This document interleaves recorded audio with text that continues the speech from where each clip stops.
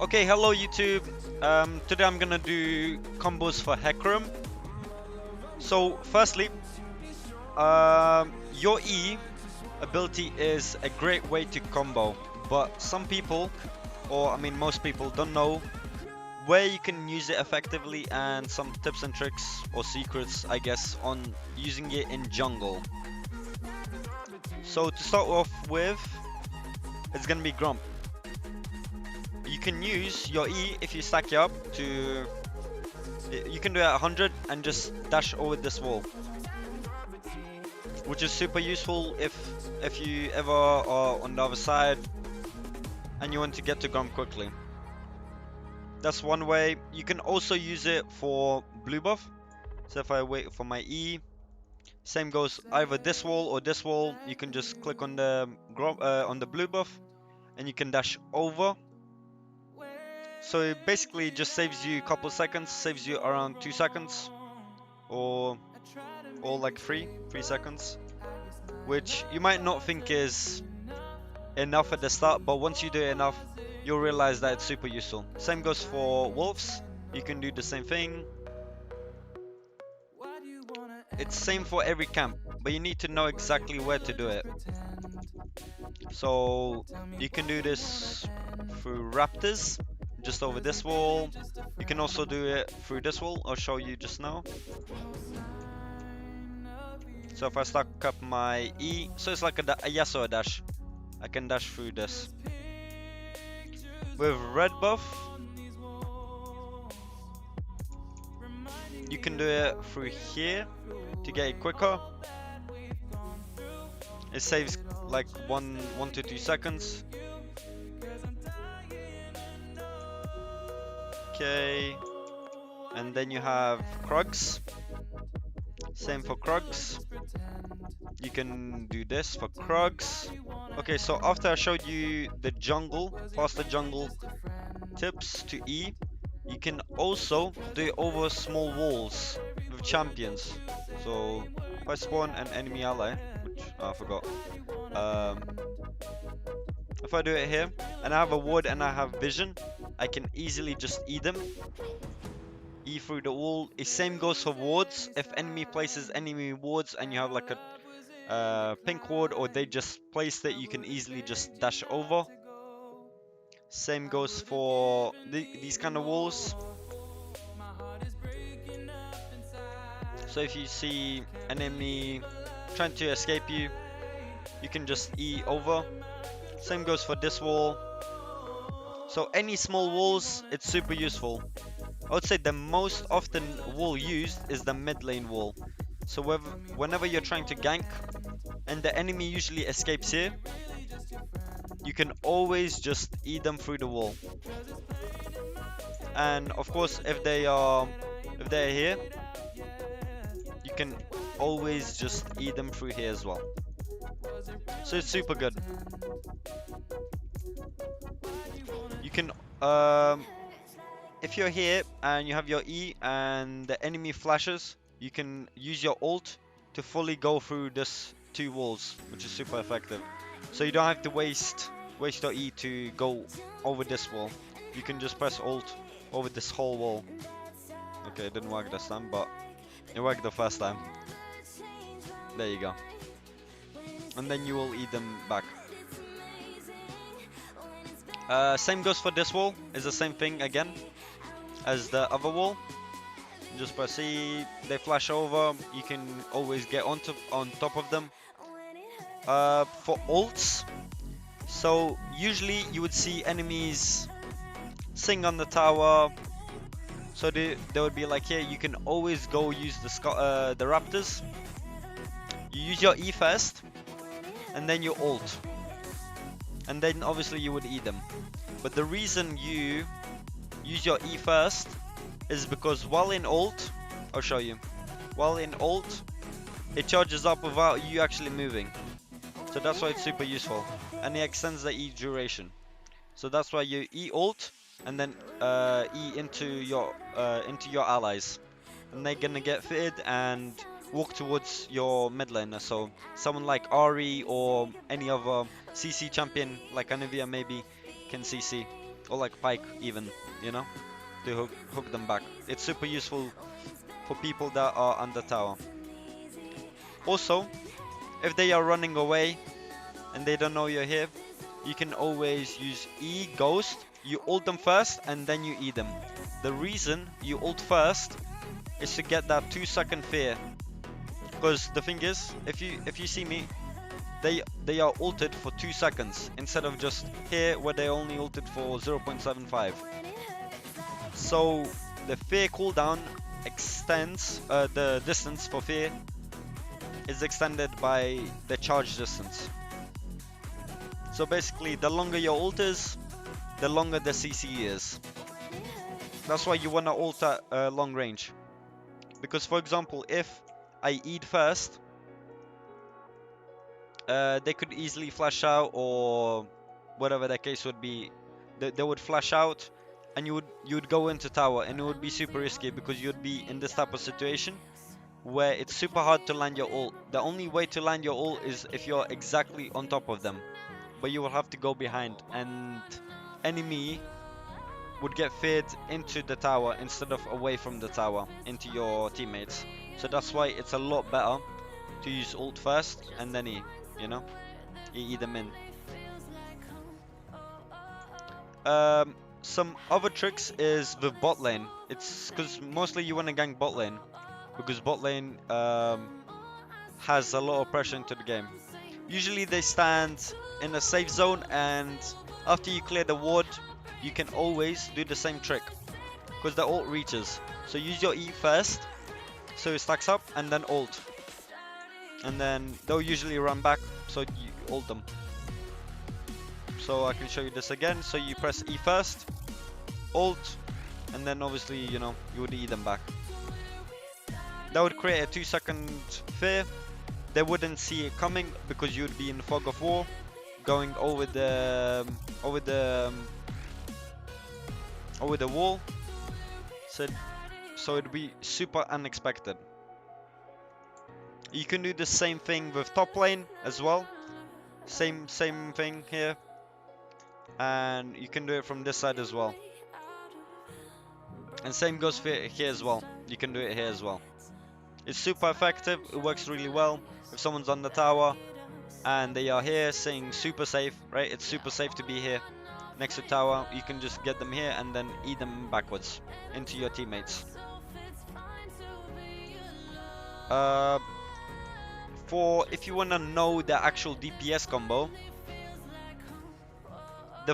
the most damage you can do is auto attack Q E.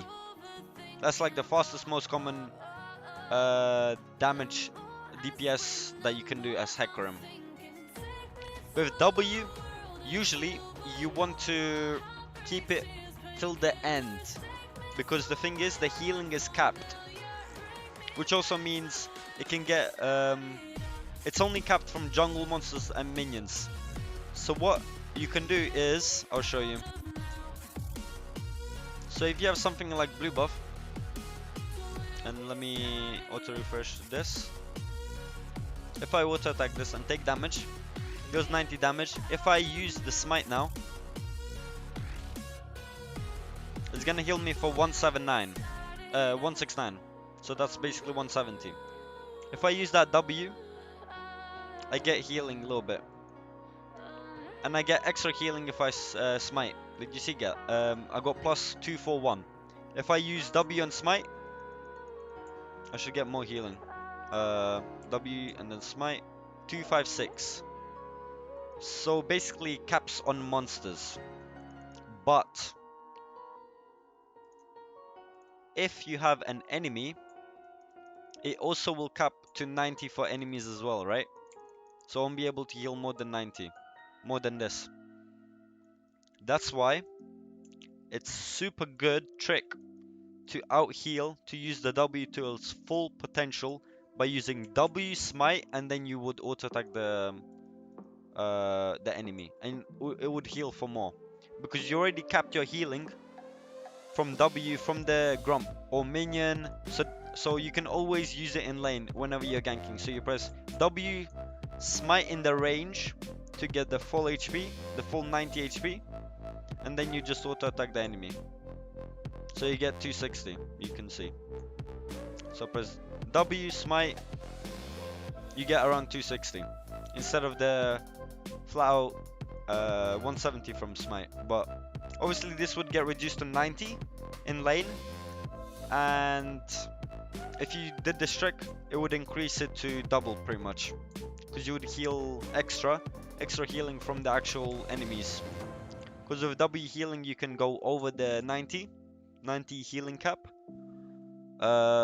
with enemy champions. That's why it's a super good trick. Using ult in team fights, so it's always the best decision to use your ult at max range in team fights, and usually you wanna use it early. So for teammates, you usually just ult multiple targets and then just E the target you want to. So usually it will be ADC. For any picks, you do the same combo, you E behind them and just bring them back. So it's like an inside combo. It's super easy to do. Just make sure your ult is at max range. It's super effective. Instead of just trying to run towards them backwards, it takes too long. They will expect it. They'll wait for their teammates, and it's very easy to predict that you can do that. With ult, you're a lot faster and you can easily eat them backwards. That's why I'd recommend using ult first, because it's that 2-second fear, 2-second CC, AoE, it's way too insane. And you don't want to just keep it. You want to use it at the start. You don't want to use it at the end of the fight where all your teammates are dead and then you just use it as an escape, you know? You just use it to run away. Ideally, you want to use it to engage and get that CC, that 2-second CC on your enemies, so your teammates can kill them for you before you die. What I mostly use is Strikebreaker. So I can show you some combos for Strikebreaker, if you use Strikebreaker or you would like to use Strikebreaker. So I don't have to buy boots, it doesn't matter, boots don't matter. If I go back to the same part, for Strikebreaker, if you want to increase your damage, so it's basically like any like, it's like previous Tiamat, but it has a dash, which also slows by 60%, which is super good for catching enemies, or like even if you E and there's like a ADC and you need to get behind them, basically. It's super good for that as well. So you don't have to use Ghost, so you don't have to use ult to get behind them. You can just use Strikebreaker and just get behind them, basically. That's the good thing about it. Works on anything, helps you clear the jungle because it gives extra damage. For the highest damage, you can use Strikebreaker into EQ. So I can repeat this. So you charge up your E. You use your Strikebreaker at max AD because of E. Because the more movement speed you get from E, the more AD you're gonna have. So look, it's 0, but now when I charge this up, it's gonna be plus 30 AD.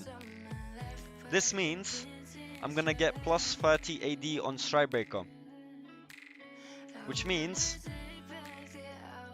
I can do Strikebreaker into EQ, basically. Also, what you need to know is Strikebreaker is like ult, which extends E cooldown by a little bit. So if I spam Strikebreaker, you can see it keeps my E. So I can keep having E, basically. So the same goes with ult, you can see as it stops. That's why it's super good, because you are able to get to the end of the enemies just as your E runs out. For example, I'll show you. My E is about to run out, and I can use E. Well, it didn't work because I was a little bit too far. My E is about to run out, I use E, and I'm able to dash a little bit further. It just takes, it gives that little extra lunge. It saves like, I guess it gives you an additional 0.5 seconds on your E, and sometimes it can be crucial. It can be crucial. If you're already fighting them, you can do auto attack QE to slow them at the end, so in case they flash, they will have the AoE slow on them, the 60% for 2 seconds, which is super useful against Gale Force, Hextech Protobelt, very common items right now, or like even champs like Camille, Samira, Ezreal, anyone that has a dash basically. That's why it's super useful. He also gives Mythic passive, which gives all legendary items extra movement speed, and also it gives you 30 movement speed when you use Q. So Q or E, you know, use Q, you get that hasted, which is extra AD, extra 5 AD from your passive, and it also gives, you know, extra movement speed so you can catch up. For any jungle like Herald or Drake tips is, I would say ideally when you want to go Drake, you want to go onto this like little angle so you can E here, so the Herald can basically go into this position, so it's a lot easier for you to clear a Herald instead of it being in the middle, where if someone sees you, you're basically you're gonna get killed, because usually they walk past you, and if you're here, they won't see you most of the time. With Drake, you can do the same thing, but I would say I would drag it. You can drag it to here, so the enemy junglers can't just ward or whatever happens, right? They can't steal it easy. It's a lot harder for them to steal this. But yeah, I also have a full clear video out, so you can watch that to see me full clear. What I do to make my clear quick and fast. So then I have early pressure for Scuttle, so I make it in time at level 4.